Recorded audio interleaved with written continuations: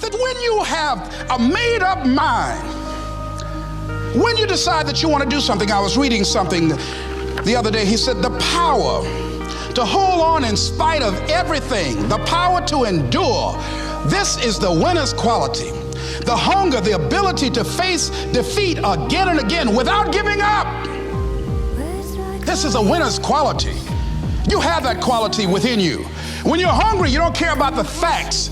You don't care about the odds. But guess what? E.T., just like you, I get punched in the face. Now, you don't always know about it. I don't always talk about it because I don't want to discourage you. But I've had multiple aunts. At least 2 or 3 aunts died of cancer in the last 4 or 5 years. We all get knocked out. Life hasn't been a crystal stair for Eric Thomas. I've had my haters. I've had people who've come against me, who try to sabotage me. Just a couple weeks ago, we walked into the doctor's office and I knew something was wrong. My wife has been fatigued for months. I knew something was wrong. It took the doctor 40 minutes to come in. I'm like, come on, 40 minutes? It normally takes you 40 or 45 minutes to come in when you don't have pleasant news. And so you're trying to take your time to come in because you're trying to find a way, you're trying to find a way to say what you need to say. And the doctor looks at my wife and she says to my wife, we found 4 lesions on your brain.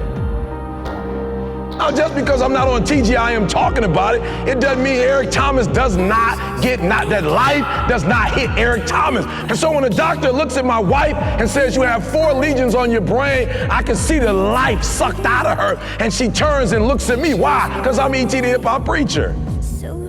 I didn't take a class for this. I didn't get 3 credits for this. I wasn't prepared before this happened. We never went through a session. My wife stops and she looks at me. The doctor didn't tell me I had 4 lesions on my brain. She's talking to you. Why would you look at me?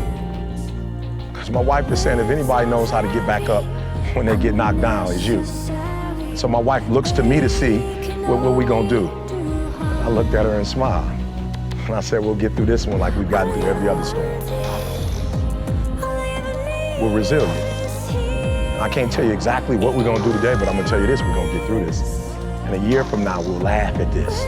2 years from now, we'll talk about this like it was a distant memory. Listen to me very closely. You can write everything down if you want to. Be brave enough to write every one of your goals down. But I'm gonna tell you something. Life's gonna hit you in your mouth and you gotta do me a huge favor. Your why has to be greater than that knocked out. And I love it. Buster Douglas got knocked out. Nobody ever got knocked out by Mike Tyson and ever got back up.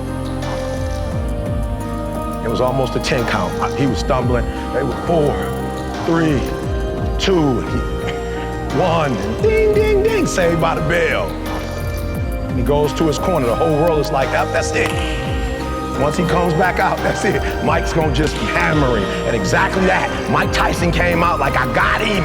I got this kid up against the rope. Listen to me, many of you right now, life's got you up against the rope, and you gotta do me a favor. Like, you can't give up, you can't give in. Life, listen to me, if it was easy, everybody would do it. And if life's got you backed up, I need you to do what Buster Douglas did. Buster Douglas started fighting back. He said, I know you knocked out 30 other people before me, but I won't be the 31st. You gotta tell life, I don't know who you've been dealing with, but you ain't dealt with me.